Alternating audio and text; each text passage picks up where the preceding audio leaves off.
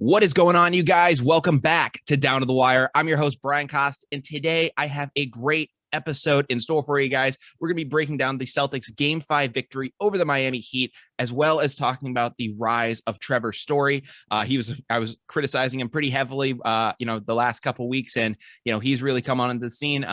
But, for the most part, this is going to be a very Celtics-centric episode. And with that being said, I wanted to bring someone onto the show who knows a great deal about the Boston Celtics. He has developed quite a following for himself over on TikTok. He now has over 60,000 followers over on the app, and he has just become an incredible creator over there. So without any further ado, hailing, please welcome to the show, Mr. Inangelo. Ian, welcome to the show. Thanks a lot, Brian. I'm happy to be here, man. Absolutely, man. I'm glad to have you on the show. Obviously the Celtics game last night was awesome. Going to be great to break it down today. First of all, what were your thoughts just on, going into Game 5? What were your expectations for this team? Going into Game 5, honestly and truthfully, I felt there was no excuses for the Celtics. Everyone was playing. I thought they had to win this game. Like, there was no way they couldn't win. And I mean, it just kind of felt like if they won tonight, that they would be able to take the series and make the finals. So that's kind of what my expectations were coming into the game. Obviously, the start of the game wasn't really up there, but no, it wasn't pretty, but they ended up getting the win anyway. And that's kind of all that matters. Yeah. At the end of the day, whether, if you're trying to think of how it will settle in the minds of those guys, I mean, obviously, they ended up winning by over 10 points. They ended up winning the game 93 to 80 points. Again, holding the Heat to 80 points is that's an accomplishment in and of itself. So being able to do that in this game was very critical for them. What was really poignant for me is just the fact that, again, they were at full strength and they showed out, which was so important for us because throughout this entire series, both for the Heat and the Celtics side, you were never really able to see either team at full strength. And obviously the Heat last night were missing Tyler Hero pretty bad. His shooting probably would have been much needed for them. But, Jason Tatum put in 22 points. Jaylen Brown had 25 points. He was obviously incredible last night. I've seen so many tweets now of people saying that Jaylen Brown is the greatest basketball player of all time that does not know how to dribble. I cannot agree more because, oh my God, it is atrocious. I feel like there are some times where he's out there and I'm like, dude, I think I can dribble a little better than that. Like, he's just straight palm down on the basketball. It's like, oh my God, it's a nightmare sometimes. But obviously he did what he needed to do. Rob Williams was awesome as well. He racked up 10 rebounds, and then Al Horford, being the veteran presence, big man down low, had 16 and how many rebounds did he have? 7 rebounds. So, he had a great night of his own. So this team is gelling right now. And I agree for you as they, move forward into Game 6. I don't think there are any excuses. I think they got to take it. Yeah, definitely. And, I think that's actually pretty funny. The best player did not be able to dribble a basketball because, I mean, early on, it did not look good. No. They're going to look back on the game and say, oh, look, they shot pretty efficiently and they scored a lot of points. No, if they watched the first half of this game, Jason Tatum, he looked like pretty injured in the first half. Like, his shoulder looked, pretty bad. And then Jaylen Brown I think he had like 4 turnovers in the first quarter alone. And, it was just kind of one of those things where you're just kind of sitting there and you're like, okay, where's the spark coming from? Because Derek White, who, credit to him, has played insane basketball over the last few games. He's put up 11 points. Robert Williams, he's had 10 points. Everyone else is doing their thing. Jason Tatum and Jaylen Brown got to get involved. Yeah. And, once the third quarter started and they came out the way they did, they looked like they came out like as a different team. So I think that was the most important thing in that game last night, was the fact that they were able to step up. And not only did Tatum score 22, but he was also able to facilitate. He had 9 assists, 12 rebounds. And honestly, the fact that they were just able to take it out after, what looked like maybe another bad game in the first half was pretty resilient on their part. Yeah, I'm glad that they were able to show resiliency and come through there. But that has been an issue I've had with this Celtics team, as we've moved forward. And it's the fact that they don't seem until this game, they didn't really seem like they could, go after a win and have a successful game and really dominate afterwards. It seemed that there was always going to be some sort of a hiccup that they were going to just face after, these blowout victories. Because, while this has been a back and forth series, Ian, I know we were talking about it before the show, this has not been a, relatively close series. I'm not even going to say the Celtics have been dominant, because they've gotten their doors blown off in some games. So they've had some major collapses. And then, when the Heat during the Heat losses, the Miami Heat, you can make the case, just haven't shown up to the facility. They've been that bad in their losses. So, I was nervous coming into this game, just knowing the fact that, all right, Jason Tatum, when he has his back against the wall and could be facing a larger deficit, he's going to come out there and possibly drop 40 points. But then in this game, it's still an issue that I'm seeing, to where, he has the cushion of it being tied 2-2. If it gets pushed to 3-2 Miami, then he knows he'll have to turn it on and become that different animal. I'm glad that he has that dog in him to where he can do that. But I want him to be able to do that after a win and be like, we just demoralized you in this game. Let me do it again. Yeah, that was kind of the discourse around Tatum kind of heading into this game. I felt like, where, how good Jason Tatum is. He's top 10 player in the NBA right now. He's absolutely ascending superstar. And, it is just kind of one of those things where, you don't want to feel too comfortable after a win. And that kind of looked like that after the first two wins that the Celtics had. And, and in the first half, like I was saying, I mean, it didn't look good. It kind of looked like they were just kind of resting on their morals there hoping for a game 6. But absolutely, it literally looked like it was going to be the same old show. It was going to be like, the Celtics are just doing this thing again. And I was like, and it was frustrating too, because of all the guys that we had being healthy, because it was like, oh, no, Smart's out tonight. Oh, Rob Williams is out. And, we were just forced to, figure things out. And, with all of them healthy, I was like, now it's still like, we're still having these issues. Like, I was like, this isn't going to bode well for us. So I was glad that we were able to figure that out. Yeah. The fact that they were able to turn it on in the second half kind of means a lot. I think I read somewhere that Ime Udoka had like a passionate halftime kind of speech. So that probably inspired them to take the series and, or take the game and just come out. I mean, they honestly looked like a different team in the second half. Like honestly didn't feel close.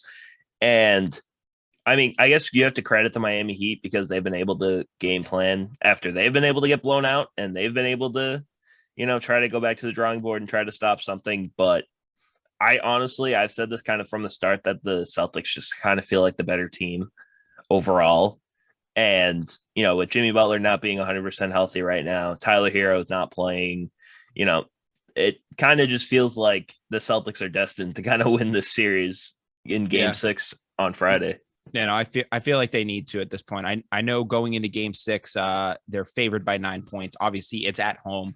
And in my opinion, you got to take game 6, because I do not want to see a game 7 in Miami white out. It will be a madhouse down there if you get it to game 7. So I think the Celtics, you need to end it in this game. Do not let the Miami Heat back in this series. Just end it now. Definitely. If they can take what they found in the second half and, have that from start to finish in game 6, I think they easily can take this series. Absolutely. And that's no discredit to the Miami Heat, but it just doesn't look like they got enough right now. Jimmy Butler, as great as he is, he does not look healthy. And, it kind of sucks for the Heat, but for the Celtics, they have to kind of recognize that and just, they have to just continue to focus and, just take this game, end it, and just, game plan for what could be ahead in the finals. Absolutely. So obviously, as we were to move forward into a possible Celtics NBA Finals, it'd be their first finals berth since 2010. Last time, again, obviously, was against the LA Lakers. They lost to them there. But, more than likely at this point, unless we see the Dallas Mavericks pull a 2004 Red Sox, it would most likely be a Boston Celtics versus Golden State Warriors NBA Finals. in that kind of a finals, obviously Golden State has if you want to check the box for experience, Golden State's getting that 3+ times. I mean, they have been there, they've done that. They I think it was like what, 5 straight finals appearances when they were on their run. I think technically Klay Thompson is still on track to make his 6th straight finals because he missed the past 2 years. Yeah. So it's pretty crazy. So obviously the Warriors have that experience there. If the Celtics were to advance, how do you think they would fare? I'm not going to lie to you. I think the Celtics match up pretty evenly with the Warriors. And, the whole thing about the Warriors is, they have been there and they have done that.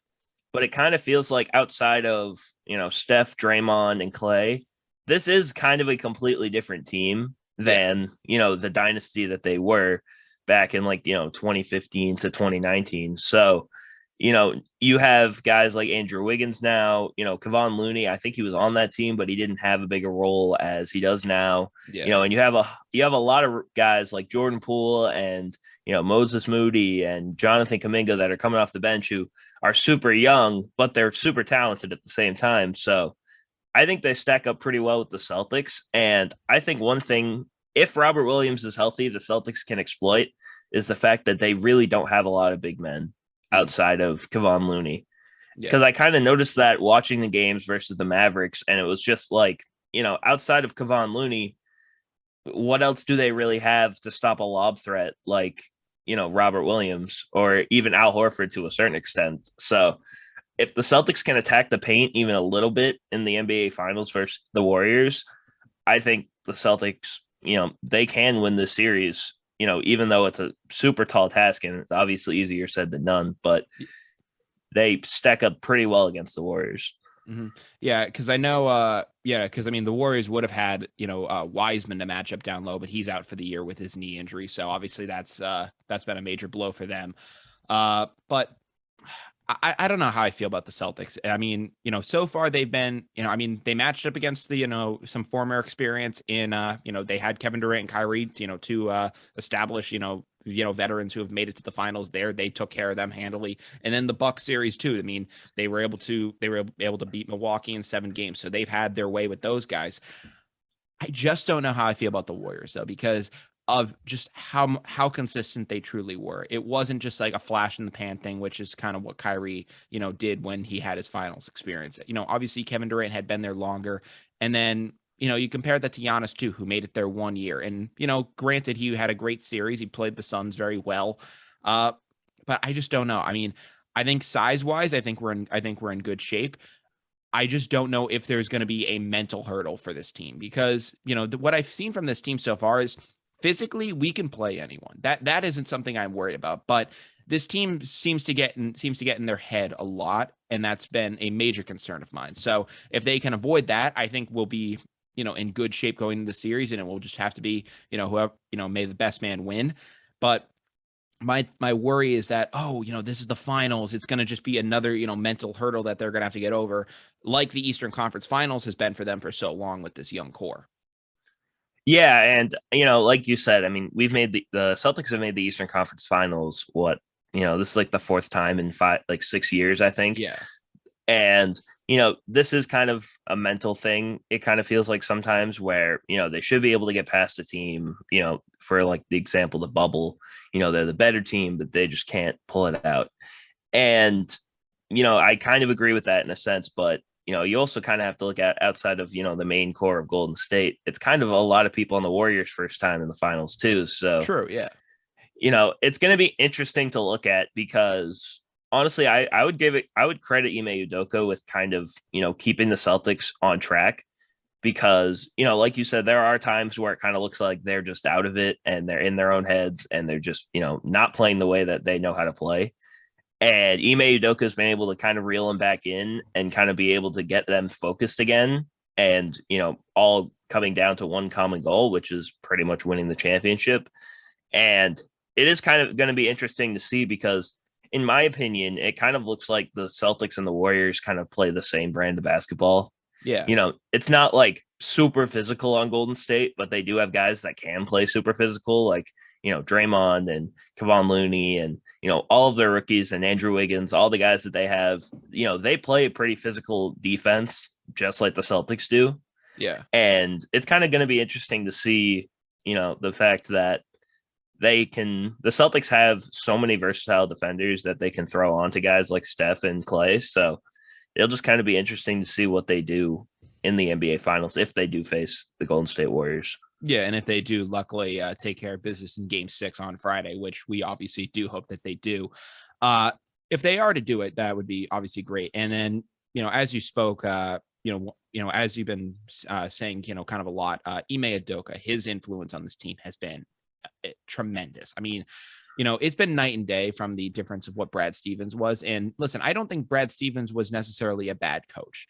I think he's more of a college coach. And, he unfortunately, wasn't able to, just put that aside and kind of take that mentality and, be and kind of, attack the needs of these young guys. I think he was still kind of, operating like a college coach. He's doing the recruiting process. He's kind of, acting like he's still at Butler, which, when we were developing that young team with the Bridge Celtics, with Isaiah Thomas and those young guys, that actually kind of helps because it was like, all right, we have a bunch of guys who necessarily weren't always top of the line guys. Obviously, that doesn't include Tatum, Brown, Smart, but, some of the younger role player guys like Jake Crowder, people like that who were here, it was like, all right, we need to really develop a unit here. And Brad Stevens was good at doing that. And it led us to the Eastern Conference Finals in 2017. Now that we're at this point, we need to, I feel like, with Ime Udoka, he was able to just, I think get this team right in the head. And that is the difference you're seeing here, to where I think, had this still been Brad Stevens' team, I think that, the mistakes the mistakes this team has made during the series would compound on each other and we might be getting bounced right now. But because of Ime Udoka's presence, it's just been, night and day. Yeah. And, like you say, Brad Stevens was not a bad coach. No. I just don't think he was the right coach for what this team needed. Yeah. If you want to look back at another example with the Golden State Warriors, Mark Jackson was their coach. He was a great coach. Absolutely. Steve Kerr was just the right coach that the Warriors needed. So, I mean, it's all about fit and it's all about finding the right guy. And, credit to Ime Udoka, because earlier on in the year, some people were wanting him fired after the 18-21 starts. So, the fact that he's been able to find, he's been able to find his style, he's been able to find his voice. And that's kind of one thing that I think Brad Stevens was missing, was just his voice after, the bubble run last season. It just kind of felt like his voice was just kind of being lost in the crowd. So the fact that Ime Udoka, he had basically lost the team. And I mean, not in a bad way. I mean, I think they still respect him, but, he kind of just became a church mouse. And, I remember there was a part during the bubble where I forget what it was, but he was mic'd up and they had him like in the huddle, and he just seemed like he just seemed so mild mannered, and he was like, okay, guys, we got to like just, run this play right here. And he just seemed like completely, empty inside. So I think Ime has a lot more drive and, is willing to get in guys' faces, which I do appreciate more. But like you said, people wanted Ime possibly fired after the 18-21 start. And then obviously Jaylen Brown has, the now famous tweet, the energy's about to shift. For you, what really was the big energy shift with this team? Obviously, them winning the basketball games, that's going to do it. But, what do you think really, influenced them to get to this point they're at right now? Honestly, well, if you want to say, it was RJ Barrett hitting a game winner over them and them thinking, damn, we just lost to the Knicks. We can't actually have that. But in all honesty, I think they just started listening to Ime Udoka. They just started buying in. They just started playing as like a team, because in the beginning of the season, I remember just watching the team and it pretty much just felt like last year, part two, at the start of the year, where it was the same thing. Nothing looked different. Granted, it was a new coach. It was going to be a new style. It was going to take time. They did not start out very well. And the fact that, after that, they were able to just all basically collectively as a team start playing, the way that Ime Udoka kind of wanted them to play, where it was passing the ball, and playing elite defense. And, look what happened. Jason Tatum went from a guy where you think that he can be a superstar if he can learn how to pass, to he is now a superstar who is able to facilitate and able to find the right pass. And, Marcus Smart's our defensive player of the year. Robert Williams made all defensive team. Jaylen Brown should have been an all-star. And it's just kind of crazy to see everyone being able to, basically buy into one system and play as a team. And I think that's kind of the most important thing that the Celtics kind of found when it came to, making the run that they're on right now. Yeah. I mean, they've been, they obviously had, an incredible run down the stretch. I think the defensive presence for this team has just been awesome. I saw, some guy at ESPN, I think he had a much bigger point that he was trying to make, but I think he was getting cut off, and he made a statement about like the Celtics defense, and he goes, to have a really good defensive team, you need to really surround yourself with some defenders. And I was like, what is this guy saying? So I understand that he was probably trying to say, oh, get really physical, in your face guys with, a high motor endurance, but it just sounded like so funny the way he said it. But obviously this team defensively has been, immaculate. We've been, I think every one of our starters got all defensive votes. So, that was obviously great for us. The other thing too, which I think has been instrumental for this team, was Marcus Smart realizing his role. And, he realized it, and it rewarded him greatly with the Defensive Player of the Year nod. But, coming into this year, Marcus Smart had made comments of saying, oh yeah, I'm like the number 3 option on this team. Like I'm like the third wing of this big three. And I was like, Marcus, with, in all fairness, like, you've been a great addition to this team. We love what you've been here, but you're not the third part of this big three. It's a dynamic duo between Jason Tatum and Jaylen Brown, and you're a great piece on the side. And I think once Smart realized that, he understood, all right, I got to feed these guys in the situation that they're open. I'll do what I have to do and kind of settle back a little bit, become a defensive stopper, which he's always been. And I think that really was a big influence on this team as well. Yeah, and Marcus Smart's impact has been kind of insane when it comes to how much he's been able to develop. Because if you think about it, Smart's always been there. He was there when Isaiah Thomas was there. He was there when Kyrie was there. He was there when Kemba Walker was there. He tried playing the role best he could. But when the Celtics gave him the keys to the point guard spot, saying, okay, it's your time to be the point guard, show us what you have. And, when it came down to him becoming the true point guard that the Celtics needed, he was able to become that. And I think that goes all the credit in the world to him, that he was able to change his mentality with the rest of the team.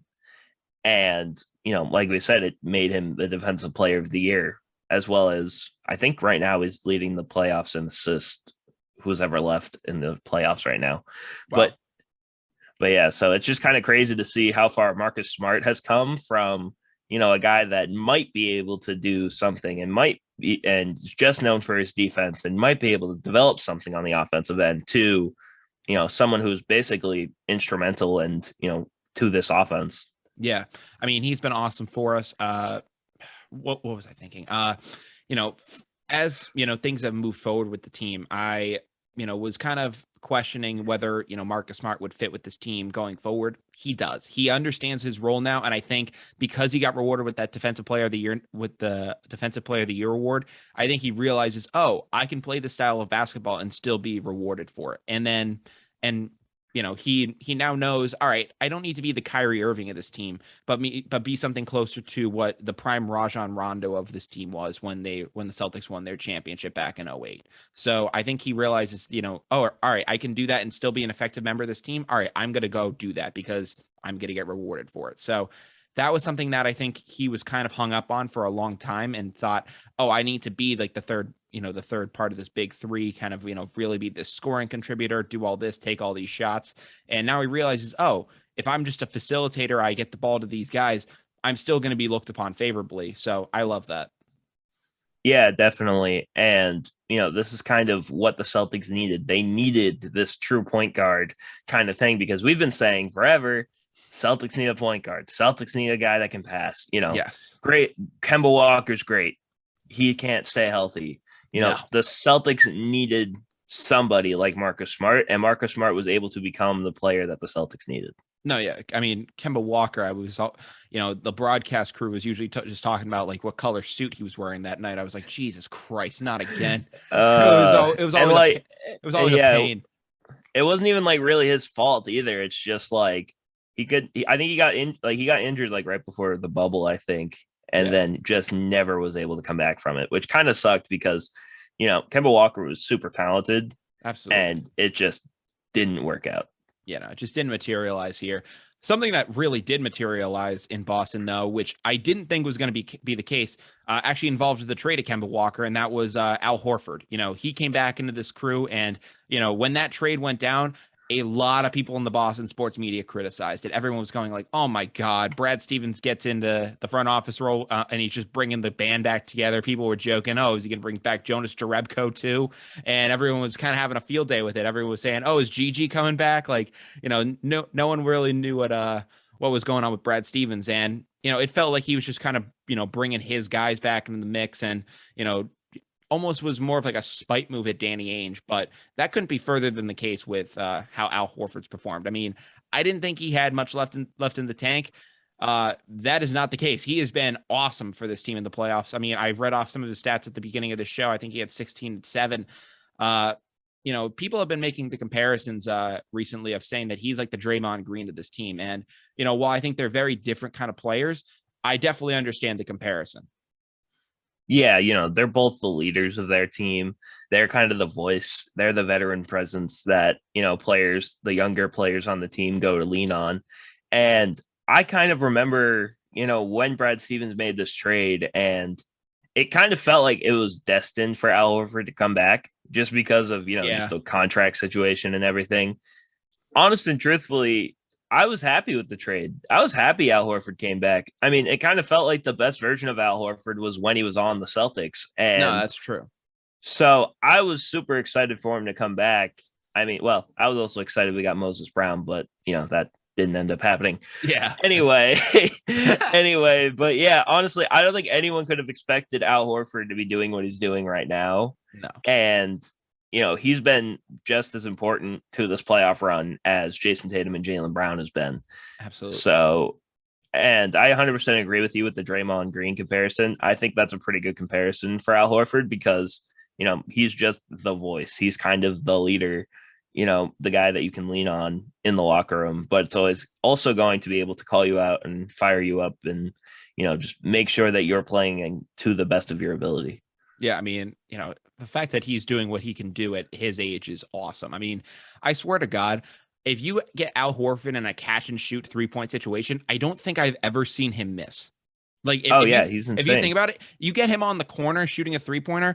I don't think I've ever seen him miss. And, knock on wood that he's able to, do that going forward. But he's always just so consistent. Like I see him just get the shot and, take it. I'm like, oh, buckets. Like I don't even think about it at this point, just because he's been that awesome with the ball. So, not just as a shooter, but down low too. The fact that he's still able to battle like that is really impressive. I know when he first came here, he was kind of like the Embiid stopper for us. And, we used him in that situation. And I didn't necessarily know if he was going to be able to do that going forward. Obviously, we didn't have to face Embiid this series, but, things this year have been, very well for this team.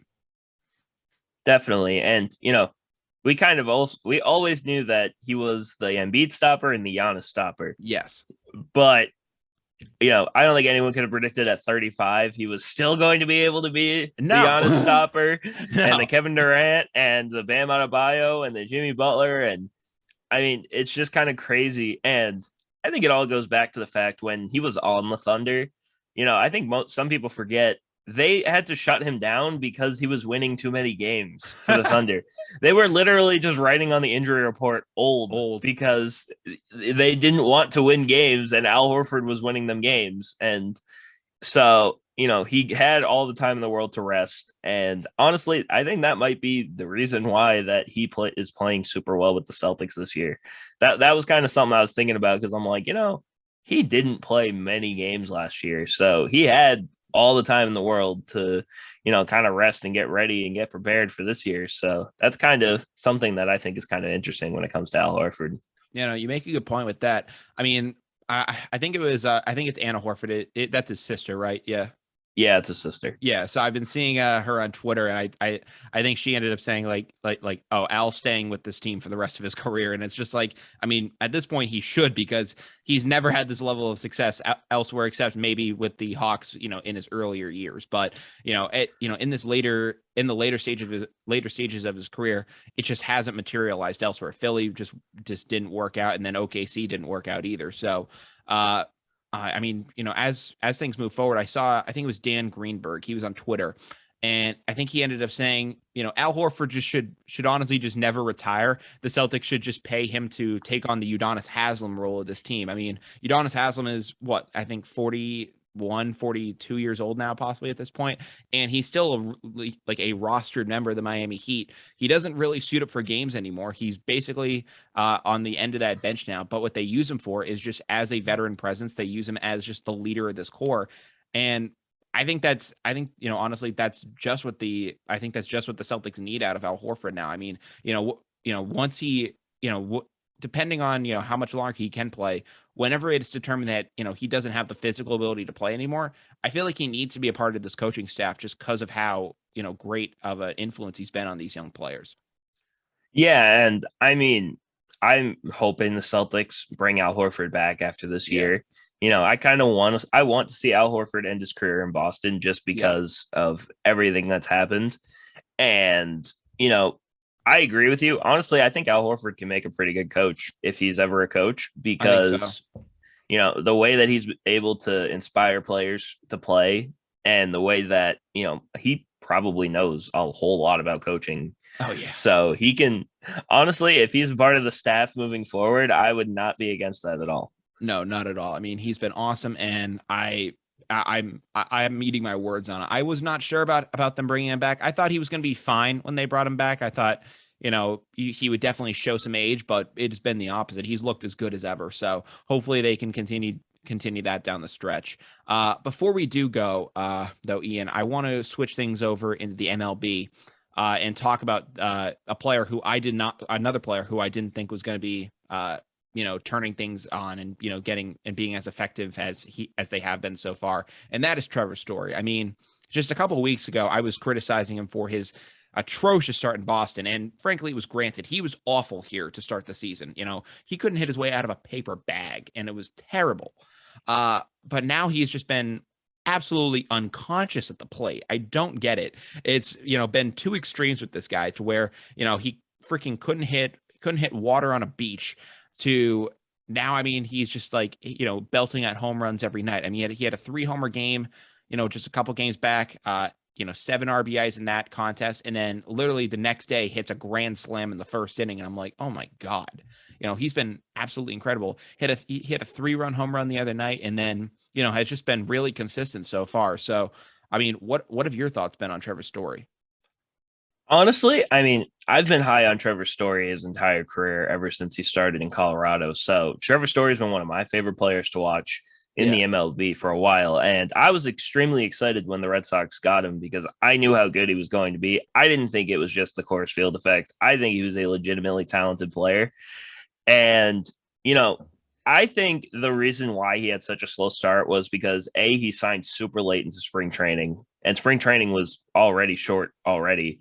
He had like 11 at bats in spring training in general, and then he had a kid, and then he had an ankle injury. So everything compounding on itself, I think that's kind of what happened with his slow start, was just everything all happening at once, and just him not being able to actually physically, get comfortable with the team yet. And honestly, I think this is kind of the Trevor Story that the Red Sox paid for, because he has just been on a tear. It just kind of feels like every time he's up at the plate, he might hit a home run right now. That's kind of how good he is. And, this is kind of what happens with Trevor Story. When he's hot, this is kind of what Trevor Story is. And no, this is what he's known for. And insane. I mean, when he started his career in Colorado, I mean, I forget, he had like 7 home runs or something, like within like his first couple of days. His first game, he hit 2 home runs off of Zach Greinke on opening day. Yeah, I mean, he was awesome. Crazy. So I mean, these are the hot streaks that he is known for. So, and he's obviously a consistent player after that as well. I mean, he's able to usually maintain a decent stretch afterwards, and those were during his seasons in Colorado. Obviously, we saw the worst of the worst with Trevor Story, and now we're seeing the best of the best. In your opinion, which version is closer to the one that we're going to see down the rest of the season?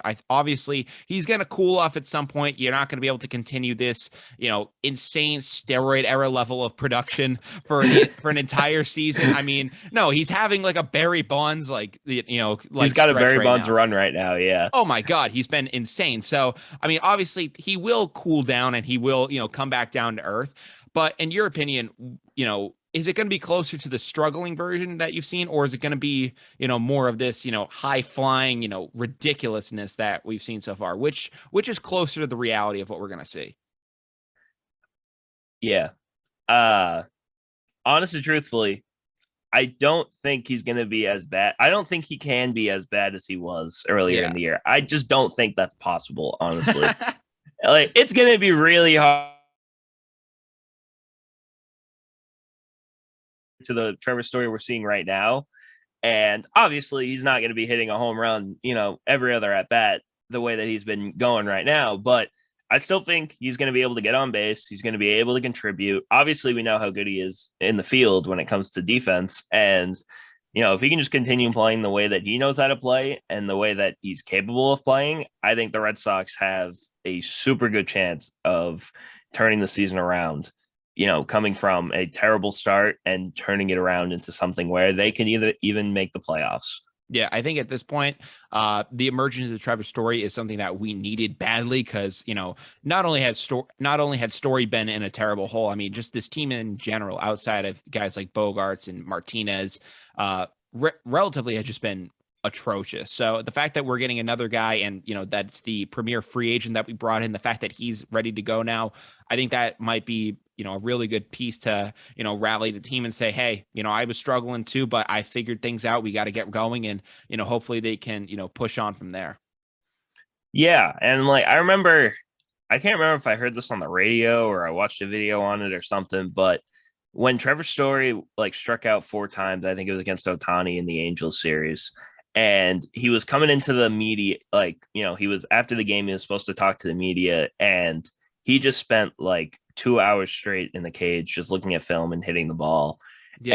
And, that's a testament to him, and his work ethic, trying to be the best player that he can be. And the fact that he's able to, turn it on and be able to kind of silence everyone that was kind of crapping on him in the beginning of the year is pretty good to see. And hope Trevor Story can continue this success. And, if he has a Barry Bonds type season, I mean, what are you going to say? But I mean, if he has a Barry Bonds type season, it kind of puts things more in, it kind of, makes people wonder a lot more about what the future of Xander Bogaerts is looking like. Because, at the start of the season, when Trevor Story was struggling as bad as he did, I was like, this is the perfect situation for Xander Bogaerts. Because, he was trying to get the Red Sox to bring him in. He struggles like this, and, a lot of people thought, oh, now he can approach the Red Sox and say, hey, your possible replacement for me isn't doing too hot. How are we feeling about that contract extension? And I thought that was definitely going to be the case for him. With him now heating up, I don't know what the situation is going to be with Xander Bogaerts right now. I know, I've said this many times. I think I was watching, there was a snippet from Felger and Maz, I guess, where they showed Trevor Story during spring training. And he ended up saying, he was talking about, oh yeah, I'm ready to play second base this year. And, people were, and they kind of dissected just the 2 words this year and were saying, all right, what does he mean by that? Is there something more behind that? Was that a Freudian slip? And I don't know, maybe the Red Sox kind of gave him a secret kind of backroom deal and said, hey, listen, you're going to play second this year. We're going to get your elbow right. And then we're going to move you back to your natural position at shortstop. And Xander's going to be out of here. So I don't know if there's anything going on with that. Do you have any thoughts on that? Honestly, I don't even really know what to think about with this Bogart situation anymore, because honestly, truthfully, when they were struggling, it kind of felt like, this is just going to be another superstar the Red Sox have that they're going to trade away to another team. Yeah. And it honestly felt like Bogarts was going to get traded at the deadline. That's how bad the Sox were at the time. Obviously they weren't going to be that bad the entire season, but it just kind of comes down to one of those things where I think it just kind of all depends on what Bogaerts wants to do. Because if I'm the Red Sox, I have to pay Xander Bogaerts and Rafael Devers. JD Martinez is going to be a free agent soon. So, they kind of have to make tough decisions on the core that they have currently. And, I would obviously love for them to bring back Bogaerts. I think Bogaerts is super important to this team. But if I had to choose between like him and Rafael Devers, I think I would have to try to pay Rafael Devers more than Xander Bogaerts. As like I said, as much as I love Bogaerts, and the Red Sox have guys in their system right now that are pretty good. They got guys Jeter Downs in Worcester, he's super good. Marcelo Meyer, he's like Jeter their Downs best prospect. Marcelo Mayer, I think, will be very good, but I think he's still 5 years or so out. Jeter Downs, though, has kind of struggled, though. Yeah, I mean, he's been better this year than he was last year by a mile. I think he's been a lot more comfortable in AAA this year. And, the fact that Jeter Downs, he has a lot of talent. And I think that he could come up next year if, he continues, if he plays super well at the end of this year with Worcester, I think he can come up and he can play, pretty good. And he can be a pretty solid replacement. And, he can play second base or shortstop, and so can Trevor Story. So, I think it just kind of feels like one of those things where you don't know what's going to happen, but it's kind of hard to predict because you don't know what's going to happen. So I'm hoping the Sox can bring back Bogaerts, but if it doesn't happen and Story can play shortstop again, I mean, I guess I can't complain too much. I really feel like this. I really feel like the Red Sox need to bring back Bogaerts. I mean, oh yeah, I think they do too. I mean, not like wanting to, and I think obviously I probably would lean towards Devers over Bogaerts just because of the youngness factor in there. I think the potential that he has, but with Xander Bogaerts, I look at him having the same amount of importance for this team performing well as I do Alex Cora. I mean, look at how this team, fell apart in, 2020 when Ron Renneke was at the helm. And obviously that was a shortened season. There were some other things that impacted them there too. But when Alex Cora has been at the helm of this team, minus 2019, it's just something has clicked with them, and they have been just, amazing with him at the helm. I look at Xander Bogaerts with that same, kind of presence. I mean, he comes in there and he just commands this team to go out there and perform. And I feel like if they get rid of him, you're going to see a huge freaking drop off. Yeah. And I mean, it's going to be kind of like a World Series, kind of almost like hangover effect, or just like, when a star player leaves or gets traded, it's just going to demoralize this group. And it's, similar to when Mookie Betts left, it kind of left a hole in this team for a while. And I feel like, they're definitely going to need to, figure some stuff out before, it would definitely take, more than just a season for them to adjust before they could get themselves right again. Yeah. And, it's kind of crazy to think about because they just almost made the World Series last year, but the Red Sox are supposed to be in a rebuild right now. They're supposed to be kind of, they're not expected to win the World Series by ownership right now. It kind of feels like, and, so it's going to be kind of interesting to see what happens because, like you say, Bogaerts is probably just as important to this team as Alex Cora is. And I think that's 100% true, but I don't know. It's kind of hard to think about, honestly. I don't really know what I can say about it because I really hope they bring Bogaerts back, and I hope that they're able to bring, Devers into a long-term extension as well. But, it's just kind of one of those things where we just kind of have to wait and see. And, he is a Scott Boras client. So you always, know that that's going to be difficult. So, it's always a challenge. And Scott Boras is the agent. I mean, he's always going to just try to get every last dollar out of you. The thing that just frustrates me, though, and I've said this on other shows too, is that, we're not a team like the Kansas City Royals where we don't have the funds to pay these guys. We're the Boston Red Sox. We're the third wealthiest team in all of Major League Baseball. And I get that we're trying to, reestablish our financials and figure stuff out.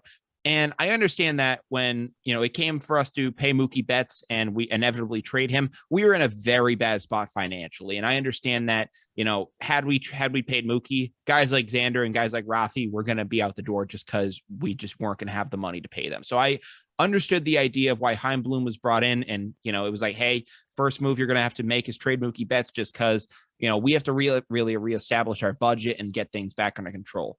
But I thought, all right, we'll lose Mookie, but we'll be able to keep guys like Rafi and Xander Bogaerts. That was the idea that I had behind that. And, now that that's still up in the air, I'm just like, what the hell is going on with these guys? I don't understand the direction of this team. So I'm hoping that, they're just playing hardball with him, and eventually they're going to be like, all right, here's the contract you deserve. And, Xander signs on the dotted line and it's all good. But I'm still a little concerned. Yeah, and I mean, I think you bring a guy like Chaim Bloom in to, almost do what he's doing in Tampa, where find the diamonds in the rough, make this team competitive, just make them, good enough to where maybe something crazy happens and they can make a World Series run. And that's what kind of happened last season. And it's just kind of going to be interesting to see what they do moving forward, because, you really don't know what's going to happen when it comes to Bogaerts. And, I think it's important to re-sign him. And, you have to extend Rafael Devers. Devers is one of the best players in baseball right now. The fact that the way that he's been able to swing, and honestly, the fact that his defense has improved, even a little bit, is we'll take it. We'll take it. Honestly, yeah, we'll take it. It's a lot better than what it was. So, so it's just one of those things where, you got to make tough decisions like this when you have a core like that. And if, the ownership doesn't want to spend the money, there's only so much you can really do about it. So, it's going to be kind of interesting to see what happens. Also, I think it is kind of funny that Chaim Bloom comes in and the first thing that he has to do is, hey, trade the best player that you've had since like Ted Williams on your team. It's like, trade your future franchise player. Just trade him. It's your first move as a GM. Just trade him. Hey man, welcome. Hey man, welcome to the job. First thing you have to do is put a target on your back. Yeah, good luck. Have fun. But I mean, I feel like Chaim Bloom's done, as good a job as you can with, what he's been able to, kind of turn the Red Sox into for, they didn't have any expectations after the 2020 season. So the fact that he's been able to find guys like Kike Hernandez, Alex Verdugo has been super good.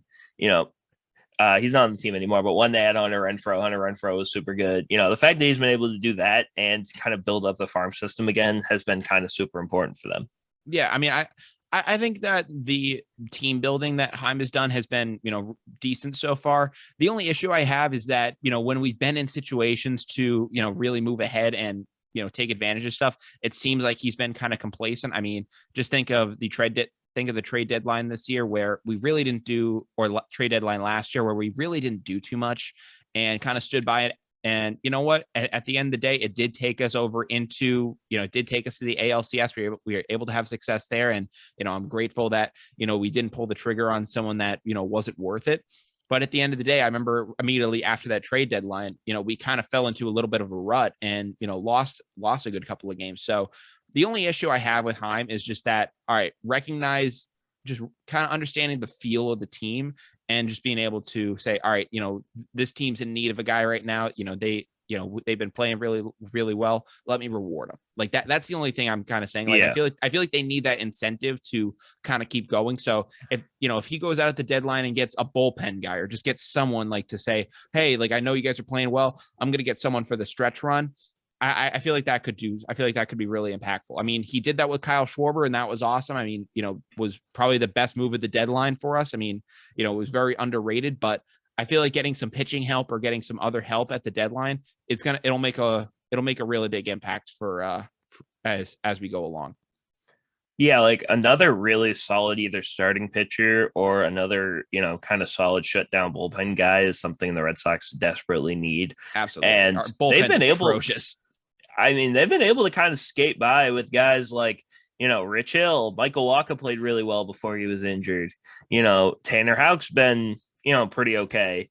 Garrett Whitlock has been able to become a starter. Granted, last game wasn't that great, but he's been, great outside of that. And, you got other guys in the bullpen that are kind of random cast-offs like John Schreiber and Paul Danish, who just kind of come out of nowhere and just kind of, pitch as well as you can from, just kind of just going out there to say like, hey, we need this from you. Just kind of, just get us out of this. And they've been able to pitch pretty well. And, I think you can always use more starting pitching because how good the offense is going to be. The offense is going to be good. They can win you games, but you just need that another guy when it comes to the starting rotation. And I think that's why they didn't go out last year, was because they were thinking Chris Sale was going to be that guy. And, it just kind of didn't happen that way. But, if they can get Chris Sale back and healthy whenever he does end up coming back, and if they could get another guy that can, just solidify the back end of a starting rotation, he doesn't even have to be an ace. It just has to be a guy who can just go out there, he can eat innings, and, he's just going to be dependable. And that's kind of all the Sox kind of need right now when it comes to that. Mm-hmm. Well, Ian, we're gonna have to kind of wait and see from there. We're probably gonna be ending the show, coming up here. So, Ian, thank you so much for coming on the show today. I really do appreciate it. Yeah, it was a super fun time. Anytime. Yeah. Unfortunately, we are now down to the wire, which means that we're going to wrap up what we talked about in this episode today and send you guys on your way. Obviously, Mr. Ian Inangelo joined us on the show. I just thanked him for coming on again. But, once again, man, really appreciate you coming on. Today, we talked about the Celtics Game 5 victory over the Miami Heat and how they're going to fare in Game 6 against them. As we return to Boston, the Celtics are currently favored by 9 points and are a game away from their first NBA Finals appearance since 2010. We then, at the end of the show, jumped over into MLB news and talked about Trevor Story catching fire and just being electric for this Red Sox team. He has completely turned it around and, is looking as good as ever. We talked about how the Red Sox are going to fare down the stretch and how, things are going to come together for them as we move forward. It's been a really good show. Ian, really appreciate it. Is there anything that you kind of want to personally shout out yourself? Obviously, your personal TikTok, Instagram, anything like that? Yeah, you can follow me on TikTok. It's Inangelo. It's basically the first letter of my first name and my last name. That's my social media basically everywhere. So make sure you guys follow that. And you can follow BSML Celtics, kind of run a podcast over there as well. And just kind of talk about the Celtics, breaking down kind of everything that they do as well. So if I had to shout anything out, that would kind of be what I'd shout out. Absolutely, man. Hey, definitely go check that out, you guys. Make sure you go check that out. Also, if you're not following Down to the Wire at this point, what are you guys doing? We're available everywhere you guys can stream podcasts, whether that be on Spotify, Apple Podcasts, Google Podcasts, and more. You can also watch the video stream to this on our YouTube channel, and you can find all the links in our bio in our Instagram at down.to-the-wire. Again, at down.to-the-wire on Instagram. Thank you guys so much for watching. And from Down to the Wire, I'm Brian Costa. I'm Ian Inangelo. And we hope you guys have a great day. Take care and peace